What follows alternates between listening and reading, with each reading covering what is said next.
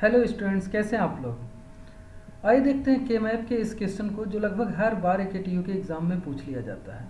देखिए क्वेश्चन आपका क्या कह रहा है, मिनिमाइज यूजिंग के मैप एंड रियलाइज यूजिंग नार गेट ओनली। ठीक, क्वेश्चन आप देख सकते हो कितने मार्क्स का पूछा गया, 10 मार्क्स का क्वेश्चन पूछा गया। बहुत ही इंपॉर्टेंट क्वेश्चन है जो लगभग हर बार AKTU के एग्जाम्स में पूछ लिया जाता है। तो फंक्शन आपका गिवन है FABCD is equal to pi m 3, 4, 5, 7, 9, 13, 14, 15 और डोंट केयर की 3 वैल्यूज गिवन है आपकी 0 to 8 गिवन है। अच्छा, यहाँ पाई एम आपका क्या इंडिकेट कर रहा है कि ये जो एक्सप्रेशन है ये पोस का एक्सप्रेशन है। तो इस एक्सप्रेशन को सॉल्व करने के लिए जो के मैप हम लोग ड्रा करेंगे वो पोस के फॉर्म में होगा। तो यहाँ पे हमने पहले से पोस के फॉर्म में एक्सप्रेशन को ड्रा कर रखा है, चूँकि 4 वेरिएबल है इसलिए 4 वेरिएबल का के मैप हम लोग ड्रा किए हैं। आप सभी को पता है के मैप से क्वेश्चन को सॉल्व करने के लिए जो भी वैल्यूज़ गिवन होती है उन वैल्यूज़ को हम लोग सेल में इंटर करते हैं। तो देखते हैं कौन कौन सी वैल्यूज़ गिवन है। क्योंकि पोस है तो पोस वैल्यू को हम लोग किससे इंडिकेट करते हैं, 0 से इंडिकेट करते हैं। तो आइए वैल्यूज़ को इंटर करते हैं और इसकी मैपिंग करते हैं और देखते हैं कि एग्जैक्ट मैपिंग इसकी क्या होगी। तो पहली वैल्यू आपकी 3 है, तो 3 वाले सेल में हमें क्या इंटर करना है, 0 इंटर करना है। दूसरी वैल्यू आपकी क्या है, 4 गिवन है, तो 4 वाले को भी हम लोग 0 इंटर कर देते हैं। फिर 5 गिवन है, 5 को 0, फिर क्या गिवन है, 7 गिवन है, 7 को भी 0, फिर 9 गिवन है, 9 को भी 0 कर देते हैं। फिर क्या गिवन है आपका, 13 गिवन है, 13 को 0 कर देते हैं। फिर 14 गिवन है, 14 यहाँ पे है। फिर आपका 15 गिवन है। इसके बाद वैल्यूज़ आपकी डोंट केयर की वैल्यूज़ दी हैं। तो डोंट केयर में कौन कौन सी वैल्यू, 0 दी गई है तो 0 को हम लोग क्या करेंगे, क्रॉस करेंगे। फिर क्या दिया है, 2 को भी क्या करेंगे, क्रॉस करेंगे। फिर क्या दिया, 8 को भी क्या करेंगे, क्रॉस करेंगे। अब आते हैं मेन पॉइंट पे, इसकी मैपिंग, एग्जैक्ट मैपिंग क्या होगी।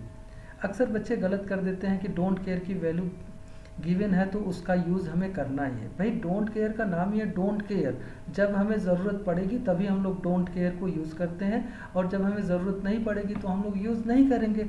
अगर हम लोग इसको सिंपली देखें तो यहाँ से हमें एक क्वेड दिख रहा है और इस क्वेड को ड्रा करने के बाद हमें ये पेयर बनेगा, यहाँ पेयर बनेगा, यहाँ पेयर बनेगा और यहाँ पेयर बनेगा। ठीक, डोंट केयर वैल्यूज़ का यूज़ यहाँ पे नहीं होगा। लेकिन जब ये चारों पेयर हम लोग बनाएंगे तो इस बीच के क्वेड का कोई मतलब नहीं रह जाएगा। इसका मतलब ये जो क्वेड होगा बीच वाला, ये आपका रिडंडेंस हो जाएगा और रिडंडेंसी का यूज़ हम लोग नहीं करते हैं यहाँ पे। तो इसका एग्जैक्ट मैपिंग क्या होगा वो हम आपको ड्रा करते हैं। तो एग्जैक्ट जो इसका मैप होगा वो देखते हैं हम लोग कैसे ड्रा करते हैं। देखिए यहाँ पे केवल 4 मैप आपके बनेंगे, 4 पेयर आपके बन जाएंगे। पहला पेयर आपका ये बनेगा, दूसरा पेयर आपका ये बनेगा और तीसरा पेयर आपका ये बन जाएगा। बचा ये दोनों भी पेयर बना देंगे। तो इस तरीके से यहाँ पे केवल 4 आपके पेयर बनेंगे। हम डोंट केयर कंडीशन का यूज इस क्वेश्चन में नहीं करेंगे, क्योंकि बहुत इंपॉर्टेंट क्वेश्चन है, इसीलिए मैं आपको ये क्वेश्चन करा रहा हूँ। देखिए बनने को आप स्टार्टिंग में बनाते तो यहाँ पे एक क्वेड बनता, लेकिन उस क्वेड का कोई अस्तित्व तो नहीं रहता क्योंकि उस क्वेड की चारों वैल्यू पेयर बनाने में यूज़ कर ली गई हैं। तो इसलिए यहाँ पे क्वेड की वैल्यू नहीं लिखी जाएगी। यही गलती करते हैं बच्चे एग्जाम में कि यहाँ पे एक क्वेड की भी वैल्यू लिख देते हैं, जबकि क्वेड की कोई ज़रूरत नहीं है। क्वेड आपका क्या हो जाता है, रिडंडेंस हो जाता है, उसकी सारी वैल्यू 2 बार यूज हो जाएंगी, इसलिए क्वेड का कोई इंपॉर्टेंस यहाँ पे नहीं है। तो आइए सारी वैल्यूज़ को हम लोग लिख लेते हैं और देखते हैं कि इसका आंसर क्या होगा।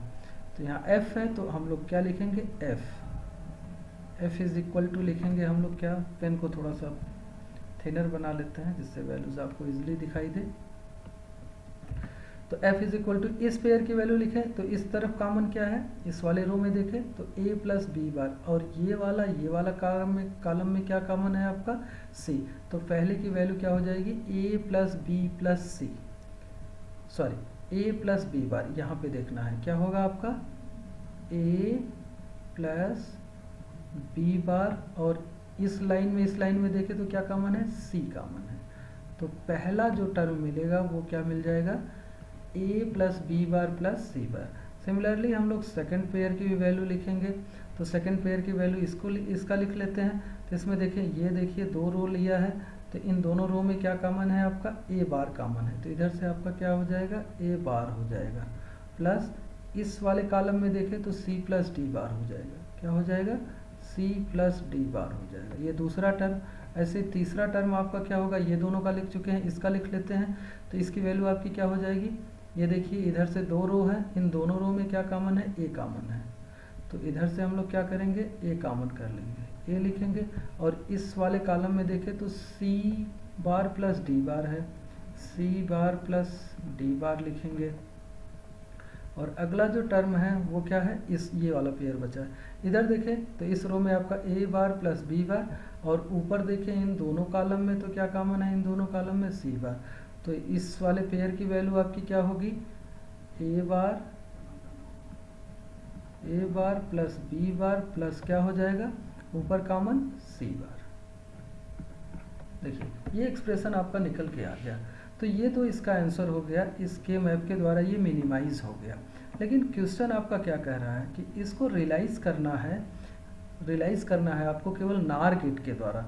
तो नार गेट के फंक्शन में हमें ये चेंज करना होगा। ये अभी नार गेट का फंक्शन नहीं है, क्योंकि नार गेट का जो फंक्शन होता है आप सभी लोग जानते हो क्या होता है, y is equal to a plus B bar के फॉर्म में होता है। तो इस फंक्शन को भी हमें क्या करना है, ए प्लस बी बार के फॉर्म में हमें कन्वर्ट करना है।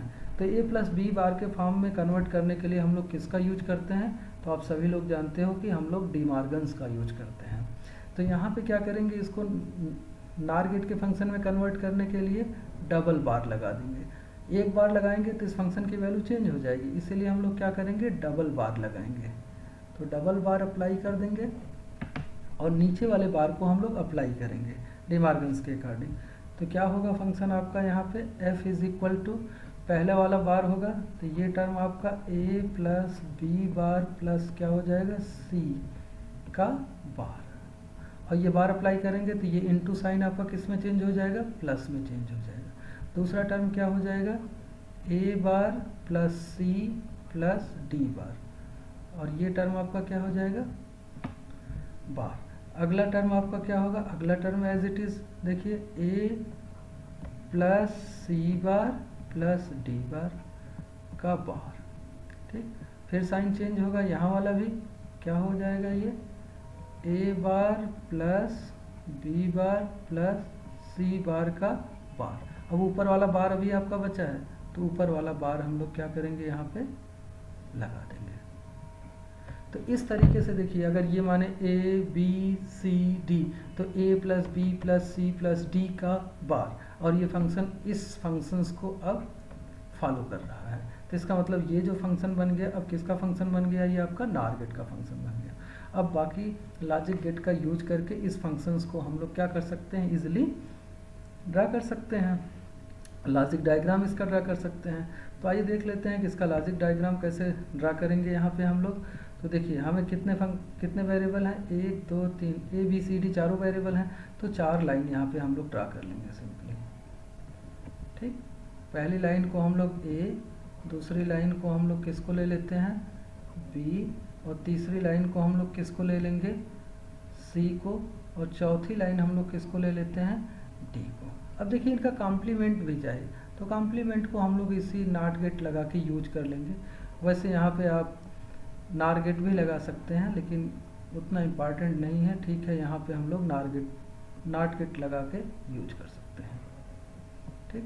तो इस तरीके से ये जो दूसरी लाइन वैल्यू देगी, ये किसकी वैल्यू देगी आपकी, ये वाली लाइन ए बार की, ये वाली लाइन बी बार की, ये वाली लाइन सी बार की, और ये वाली लाइन डी बार की। फंक्शन देखिए अब क्या है, ये सभी नार गेट के फंक्शन हैं। तो नार गेट का फंक्शन कितने नार गेट लगेंगे, 1 2 3 4, तो 4 नार गेट यहाँ पे हम लोग बना लेते हैं, ठीक। दूसरा नार गेट यहाँ बना लेते हैं हम लोग, तीसरा नार गेट यहाँ बना लेते हैं, और चौथा नार गेट हम लोग यहाँ बना लेते हैं। तो अब देखिए पहले नार गेट का जो फंक्शन है वो आपका फंक्शन क्या है, ए है, तो ए वाली लाइन हम लोग यहाँ से ले लेंगे और इसको कनेक्ट कर देते हैं। बी बार है तो बी बार वाली लाइन आपको यहाँ से मिल जाएगी, बी कनेक्ट कर दिया। फिर सी है, सी वाली लाइन आप यहाँ से लेके कनेक्ट कर दीजिए, ये फंक्शन आपको पहला मिल गया। अब दूसरा फंक्शन आपको क्या चाहिए, ए बार चाहिए इस वाले में, तो ए बार वाली लाइन ये हमने लिया, कनेक्ट कर दिया। फिर क्या चाहिए, सी चाहिए, तो सी वाली लाइन आपकी ये है। और क्या चाहिए आपको, डी बार चाहिए, तो डी बार वाली लाइन ये है। ऐसे ही अगला फंक्शन आपका क्या है, ए वाली लाइन चाहिए, तो ए वाली लाइन आपको यहाँ से कनेक्ट कर देना है। फिर क्या चाहिए, सी बार चाहिए, तो सी बार वाली लाइन तो आपकी ये है। फिर क्या चाहिए, सॉरी, सी बार वाली लाइन आपकी ये है आपकी। और क्या चाहिए, डी बार चाहिए, तो डी बार वाली लाइन आपकी ये हो गई। ये भी फंक्शन हो गया, ये हो गया, ये हो गया, ये हो गया। अब ये फंक्शन ए बार प्लस बी बार प्लस सी बार, तीनों का बार चाहिए। ये देखिए ये वाली लाइन आपकी ए बार हो जाएगी, ये वाली लाइन आपकी बी बार हो जाएगी, और ये वाली लाइन आपकी सी बार हो जाएगी, ये वाली लाइन आपकी डी बार। इस तरीके से a b c, sorry, a b c का बार चाहिए, डी वाली लाइन आपको नहीं चाहिए, तो डी वाली लाइन हम हटा देते हैं। तो ए बार बी बार सी बार, ठीक। अब देखिए ये चारों को हमें नार गेट के इनपुट पे देना होगा, तो देखिए इन चारों को हम लोग किस पे दे दें, नार गेट के इनपुट पे दे दें। तो एक और नार गेट अगर हम लोग यहाँ पे लगा दें, अब ये जो फंक्शन मिल गया ये आपका कंप्लीट फंक्शन मिल जाएगा, जो कि आपका y होगा, y, या इसी को आप यहाँ पे f दिया गया है। तो इस क्वेश्चन का ये सलूशन हम लोग इजीली कर सकते हैं। तो देखिए ये 10 नंबर का क्वेश्चन आपसे पूछा गया था, और ये कितना आसान क्वेश्चन था, ठीक। आपको ध्यान रखना है कि यहाँ पे आपको गलती नहीं करना है, यहाँ पे ये गलती नहीं करना। अगर स्क्वायर्ड की वैल्यू लिख देंगे इस एक्सप्रेशन में तो आपका क्वेश्चन गलत हो जाएगा। एग्जामिनर आपसे यही टेस्ट करना चाहता है कि रिडंडेंसी का कंसेप्ट आपको आता है कि नहीं, डोंट केयर का एक्चुअल मतलब आपको पता है कि नहीं। डोंट केयर का मतलब ये डोंट केयर मतलब जिसकी हमें चिंता ही नहीं करनी। हाँ, हमें ज़रूरत पड़ेगी तो हम उसका यूज करेंगे, अगर हमें ज़रूरत नहीं पड़ेगी तो हम उसका यूज़ नहीं करेंगे, ठीक। तो इस क्वेश्चन को बहुत ध्यान से देख लीजिएगा और अच्छे से सॉल्व करके जाइएगा। ये क्वेश्चन निश्चित ही आपको एग्ज़ाम में पूछा जाएगा, क्योंकि हर बार ये एग्ज़ाम में पूछा जा रहा है। लास्ट 3 ईयर से ये क्वेश्चन आपका रिपीट हो रहा है, ठीक है। तो thank you for watching this video. अगर आपको ये वीडियो अच्छा लगा हो तो अगर आपने अभी तक चैनल मेरा सब्सक्राइब नहीं किया है तो सब्सक्राइब करके ही जाइएगा, क्योंकि अगला इंपॉर्टेंट क्वेश्चन मैं बहुत ही जल्द आपको दूंगा। Thank you all once again.